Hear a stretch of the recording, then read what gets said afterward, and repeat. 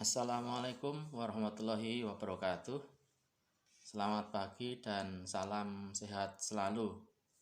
Para siswa kelas 7, ya, meskipun di saat ini negara kita dalam keprihatinan kaitannya dengan adanya wabah virus corona, tapi saya harapkan kelas 7 para siswa untuk senantiasa belajar dan belajar sesuai dengan moto lifelong education. Nah, jadi belajar sepanjang hayat.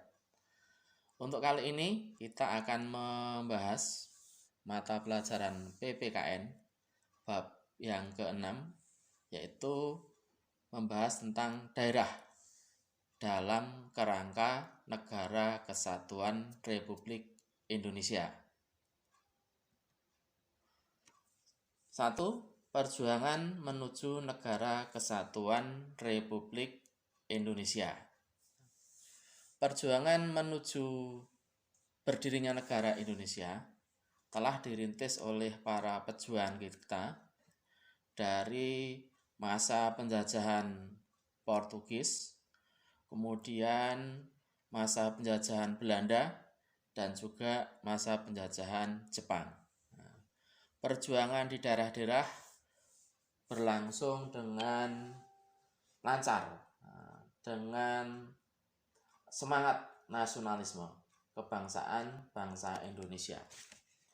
Antara lain ada perjuangan rakyat Maluku, ada perlawanan kaum Padri di Minangkabau, kemudian ada perlawanan Pangeran Diponegoro yang berada di Yogyakarta, ada perlawanan Sulawesi, kemudian ada perlawanan rakyat Bali dengan semangat perang Puputan. Kemudian selain perjuangan secara fisik, ada juga perjuangan secara diplomasi melalui organisasi, misalkan dengan adanya Budi Utomo dan juga adanya deklarasi Kongres Pemuda atau yang lebih dikenal dengan Sumpah Pemuda. Kemudian, seiring dengan perkembangan waktu, Indonesia dijajah oleh Jepang setelah sekutu bertekuk lutut kepada Jepang. Akan tetapi, dalam perkembangannya, Jepang juga menyerah kepada sekutu, yaitu pada tanggal 14 Agustus 1945. Kemudian disiarkan oleh sekutu pada tanggal 15 Agustus 1945, dan penyerahan itu didengar oleh para pemuda-pemuda Indonesia atau oleh para golongan pemuda. Kemudian golongan pemuda mendesak kepada golongan tua untuk memproklamasikan kemerdekaan. Maka terjadilah peristiwa Rengas Dengklok. Apa peristiwa Rengas Dengklok?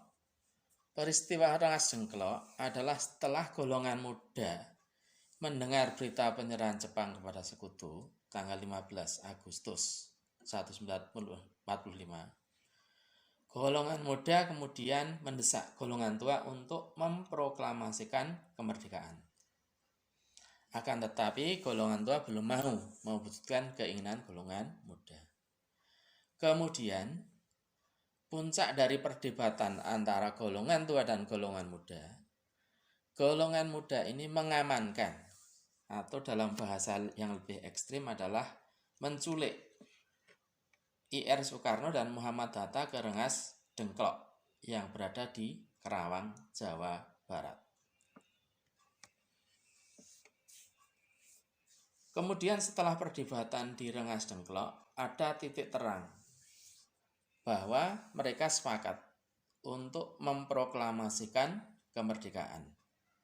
Kemudian pada hari Kamis, sore hari, dari Rengas Dengklok, golongan tua dan golongan muda yang dijemput oleh Ahmad Subarjo mereka menuju ke Jakarta. Di Jakarta kemudian menyusun teks proklamasi kemerdekaan. Teks proklamasi kemerdekaan dengan tulisan tangan sendiri, yaitu ditulis oleh I.R. Soekarno. Kalimat pertama berbunyi, "Kami rakyat Indonesia, dengan ini menyatakan kemerdekaan Indonesia." Kemudian diubah menjadi, "Kami bangsa Indonesia, dengan ini menyatakan kemerdekaan Indonesia," yang berasal dari Ahmad Subarjo. Kemudian penyusunan teks proklamasi dilaksanakan di rumah Laksamana Muda Maeda, yaitu orang Jepang. Arti proklamasi bagi bangsa Indonesia. Dari aspek hukum, proklamasi merupakan pernyataan keputusan politik tertinggi bangsa Indonesia untuk menghapuskan hukum kolonial dan diganti dengan hukum nasional. Aspek historis, proklamasi merupakan titik akhir sejarah perjuangan di bumi Indonesia, sekaligus menjadi titik awal Indonesia sebagai negara yang merdeka. Kemudian dari aspek sosiologis, proklamasi menjadikan perubahan dari bangsa yang terjajah menjadi bangsa yang merdeka, sejajar dengan bangsa-bangsa yang lain. Dari aspek kultural, proklamasi membangun peradaban baru dari bangsa yang digolongkan pribumi pada masa penjajahan Belanda menjadi bangsa yang mengakui persamaan harkat, derajat, dan martabat manusia yang sama. Kemudian dari aspek politis, proklamasi menyatakan bahwa bangsa Indonesia sebagai bangsa yang berdaulat dan mempunyai kedudukan yang sejajar dengan bangsa-bangsa lain di dunia. Aspek spiritual, kemerdekaan yang diperoleh merupakan berkat rahmat Tuhan Yang Maha Esa yang meridhoi perjuangan rakyat Indonesia melawan penjajah. Sehingga dari aspek spiritual ini menunjukkan bahwa bangsa Indonesia adalah bangsa yang bertakwa kepada Tuhan Yang Maha Esa. Kemudian pengertian daerah dalam kerangka Negara Kesatuan Republik Indonesia. Negara Indonesia yang diproklamasikan pada tanggal 17 Agustus 1945 merupakan negara kesatuan. Lawan dari negara kesatuan adalah negara serikat. Nah, negara kita tidak menganut negara serikat, tetapi menganut negara kesatuan. Ketentuan mengenai dasar negara kita adalah negara kesatuan bisa kita lihat pada sila yang pertama dari Pancasila, yaitu Persatuan Indonesia. Kemudian dalam pembukaan Undang-Undang Dasar tahun 1945 alinea 4, negara Republik Indonesia yang berkedaulatan rakyat dengan berdasar kepada titik-titik, kemudian di situ ada Persatuan Indonesia.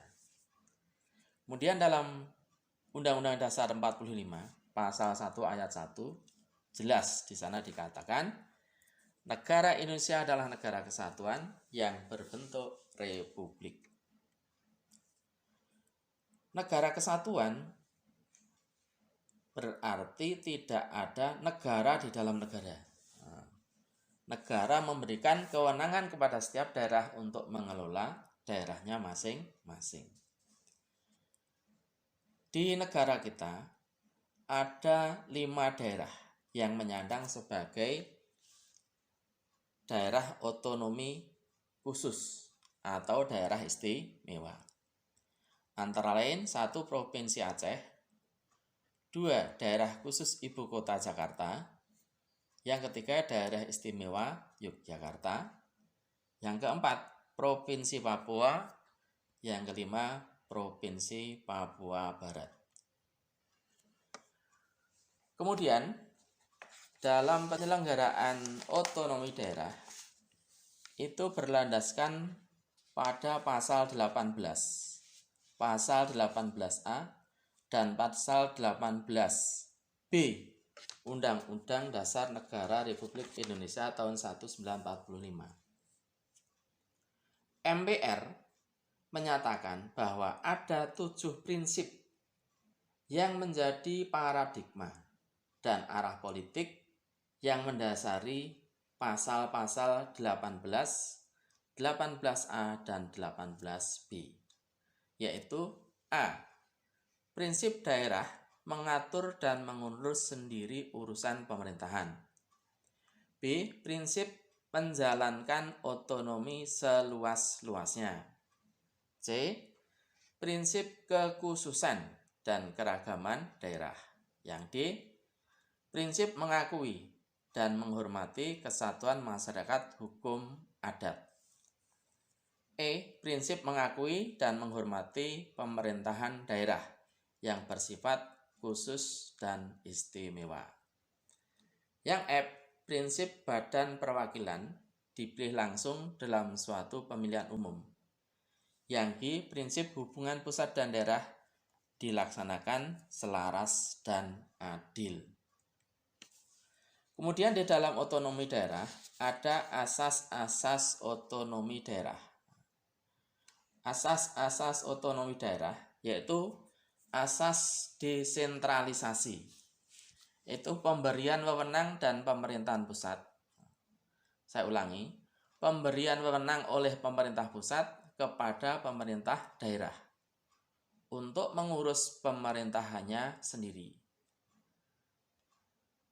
Sehingga di desentralisasi ini, daerah memiliki kewenangan yang diberikan oleh pusat untuk mengurusi daerahnya sendiri. Kemudian asas dekonsentrasi adalah pemberian wewenang dari pemerintah pusat kepada alat-alat kelengkapan pemerintah pusat yang ada di daerah untuk menyelenggarakan suatu urusan. Kemudian asas tugas pembantuan adalah penugasan urusan pusat atau provinsi kepada kabupaten atau kota. Itulah 3 asas otonomi daerah. Kemudian prinsip otonomi daerah ada 3. Otonomi luas. Otonomi luas yaitu pemberian kewenangan yang luas pada daerah untuk mengatur daerahnya sendiri sesuai dengan karakteristik daerahnya sendiri. Karakteristik itu misalkan daerah pariwisata, maka mengembangkan pariwisata. Daerah agraris, maka mengembangkan pertanian. Daerah bahari atau kelautan, mengembangkan perikanan. Maka otonomi luas dikembangkan sesuai dengan potensi daerah. Otonomi nyata diperlukan sesuai dengan situasi dan kondisi objektif di daerah. Kemudian yang ketiga, otonomi yang bertanggung jawab. Pemerintah dijalankan dengan tujuan dan maksud pemberian otonomi daerah. Akan tetapi, apa yang diterima oleh daerah, apa yang dilakukan oleh daerah harus dapat dipertanggungjawabkan kepada pemerintah pusat. Saya kira itu dulu kaitannya dengan pembahasan pada materi pagi hari ini, yaitu berkaitan dengan Negara Kesatuan Republik Indonesia. Kemudian pada pertemuan yang akan datang, kita akan membahas mengenai peran daerah dalam kerangka Negara Kesatuan Republik Indonesia. Setelah akhir dari tugas kalian menyimak materi ini, silahkan kalian mengerjakan tugas yang ada di lembar kerja siswa. Sekian, selamat belajar, selamat stay di rumah, berkumpul dengan keluarga. Sekian, assalamualaikum warahmatullahi wabarakatuh.